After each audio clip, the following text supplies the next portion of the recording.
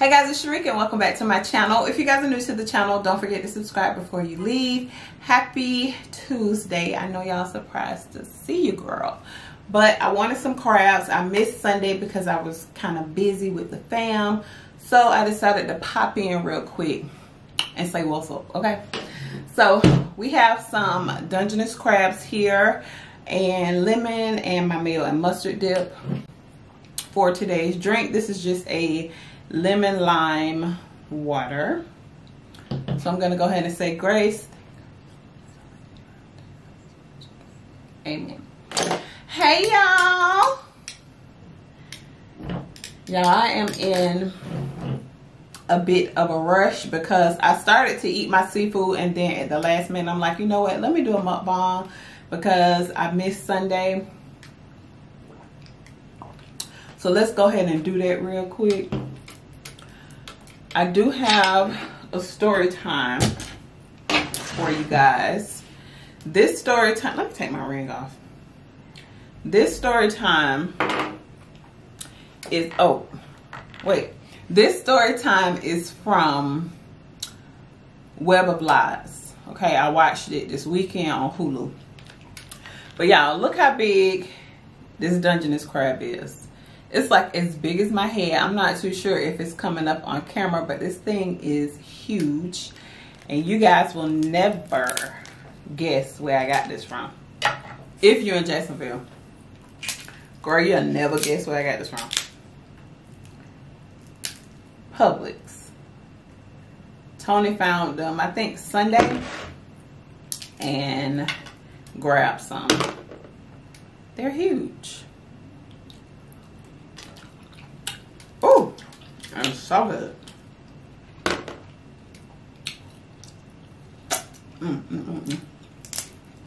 Okay, so we're gonna jump right in. So like I said, that today's story time is from Web of Lies. I don't have the link to it or anything like that because I watched it on my television. And I also don't know the name of the episode because, girl, I don't be paying attention to all that. Sometimes I do, but not this time, okay? So, girl, there was this couple, and we'll call them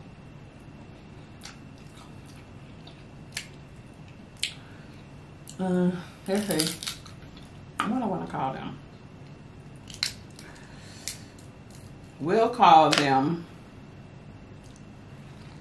Katie and Zach. Okay? So Katie and Zach got together in college. They fell in love.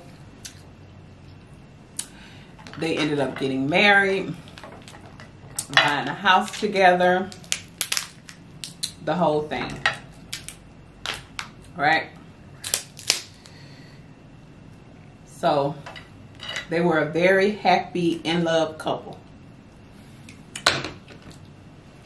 Katie and Zach. So, girl, I'll say 6 years later, you know, after they got married and stuff like that, they got pregnant.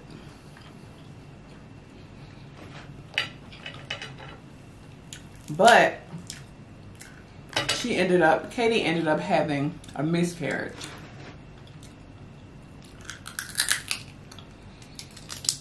So the miscarriage pretty much changed everything because Katie got very depressed. She didn't want Zach to touch her. She didn't want him to look at her. The relationship just went bad, right? She wasn't coming to any of the family events anymore. You know, they wasn't doing anything fun anymore. It was just a real sad situation because, you know, she was depressed from the miscarriage.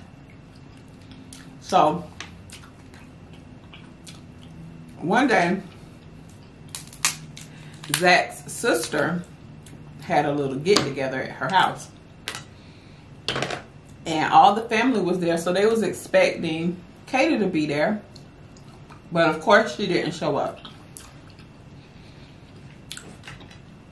So Zach was telling his sister, and this is after some time had passed. She was still, you know, going through her depression.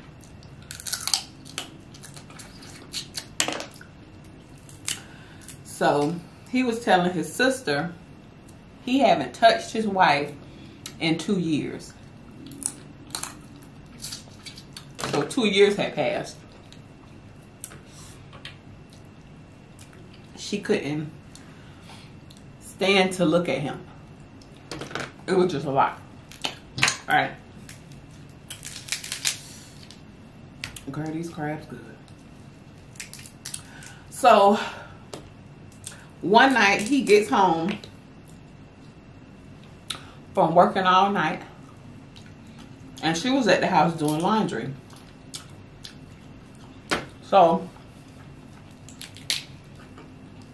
when she walked past, you know, he tried to grab her arm like, come on, honey, let's just do something fun. We don't have fun anymore. Let's just hang out, whatever, whatever. And she snapped on him. And she was like, you know, I don't have time for that. I'm busy. You're getting on my nerves. Just leave me alone. Don't talk to me. Don't say nothing to me. Don't look at me. So he was like, come on, Katie. I can't remember the last time you tried to touch me. Right? So Katie was like, well, fine. If you feel like that, let's just get a divorce. So Zach was like, fine. I'll talk to the attorney on Monday. Right? It was real easy because he was fed up at this point. So she said, that's fine. You get the guest room, and I'm sleeping in the main bedroom. She go in the room and she slams the door. So now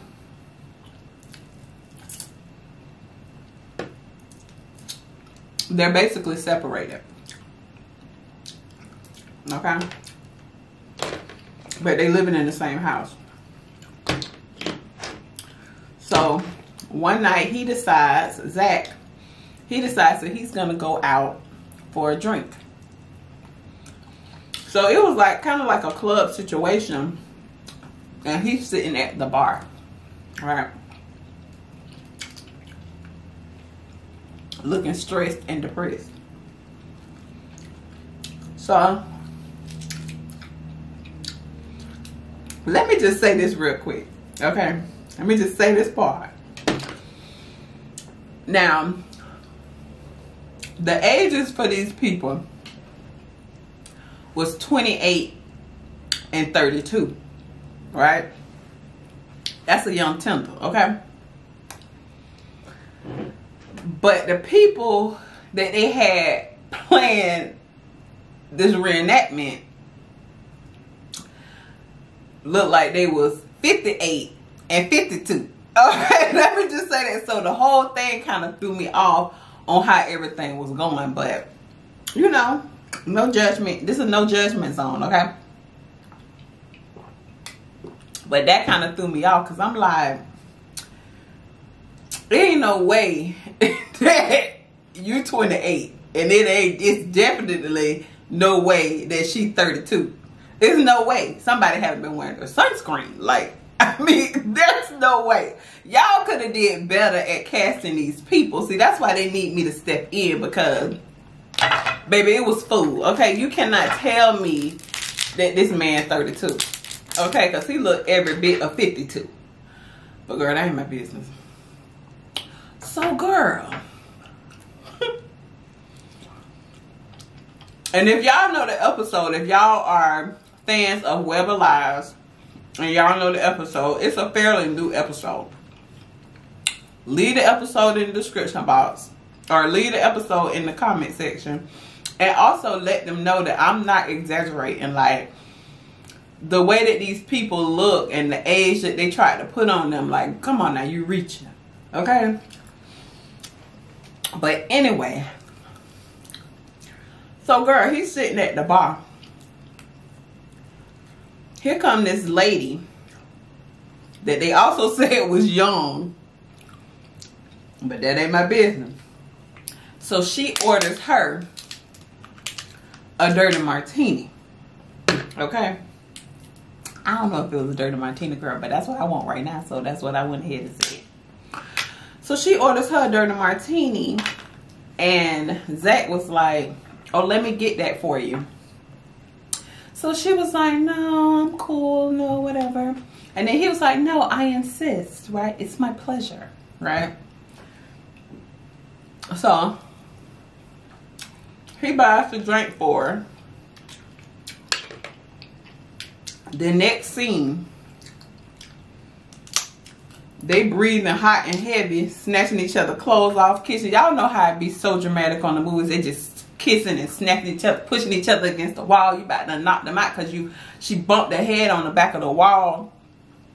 It just be a bunch of drama going on, like unnecessary stuff. I'm gonna do that to Tony tonight when you come on. I'm gonna just start ripping his clothes off, pushing him against the wall. I'm gonna make sure he bump his head a little bit because you have to get down and dirty with it. So I guess that's a part of it. But girl, they just be like, they be hurting each other. It looked like they hurt each other to me. But anyway, girl, they was doing the whole thing, right? And the whole time, I'm looking like, well, she was easy as a Sunday morning because you just met her. The only thing you did was buy her a dirty martini, and now you're rolling around in her bed. Like, I don't understand what's going on. So, girl, after they did what they had to do, they was just talking, and they was just saying that they like each other, so she must have... I ain't gonna say that. But she must have did what she needed to do. So they just saying, you know, talking about their marriage. She's also married, but her relationship has been rocky because her husband is in the military and he trains in Afghanistan, and he's gone for like 6 months at a time. So she hasn't been happy in her relationship for quite some time. So she planned on ending the relationship, right? So they agreed that they was going to continue to see each other. Now, while Zach is out dropping it low and spreading it wide in these clubs, Katie, she started dating somebody online, right? So she closed up in a room. She got her little boyfriend. She done went on cheaters.com. I'm not exaggerating. This is the name of the website where she done found this fool. Cheaters.com, right? So they know what time it is. So she talking to her little boo thing. He talking to his little boo thing. Ain't no hard feelings because they separated. They done agreed as long as you don't bring them to the house, we cool. So Miss New Booty, she tells her husband she want to get a divorce. Now, Zach, he decided that he was going to go out and get a peacemaker because her man is in the military and he didn't know what type of time he's going to be on. So he had to make sure that he was strapped just in case the dude want to try to run up on him or whatever. Because he was in the army. And not the army of the Lord. He was in the army, so he might try to put his hands on somebody, right? And the dude just wanted to always make sure, you know, that he was good. So, girl, one night, Miss New Booty home by herself talking to one of her girlfriends on the phone. She gets a knock on the door. It's the plumber. The plumber says, I'm trying to fix a leak downstairs and I need to come up here to make sure everything is okay. Which sound legit, but the only problem was, boy, it's 9 o'clock at night. The office hours are closed. So she was like, are you sure? It's a little late. So he was like, I'll just be a second. So he came in He did what he had. He checked what he had to check, and he left. So of course she thought that was a little strange. She called the office the next morning to find out if somebody had some leaky pipes. Okay. And the people at the front office, they said, no, it wasn't any issues with leaky pipes last night. So you just basically let some stranger in your house. But she kind of let it go because he wasn't aggressive with her or whatever. He didn't steal anything. So she thought, okay, well, maybe they just called like a personal plumber, not somebody that worked for the apartment complex or whatever. One day, Katie and Zach, they on the porch having them some cocktails and conversation. And we got to give Miss New Boo that name. We'll call her Becky. So Becky looks out and she sees the plumber behind the trees taking pictures of them. Well, he ain't no goddamn plumber. It's Tyrone. Girl, it's Tyrone. Tyrone taking pictures of them. So then Zach with his tie behind, he talking about, hey. I can't say what I want to say. Hey, what do you think you're doing, pal? Don't move. Girl, Tyrone took off. He running down the steps thinking he gonna catch Tyrone. Child, Tyrone is gone. Okay.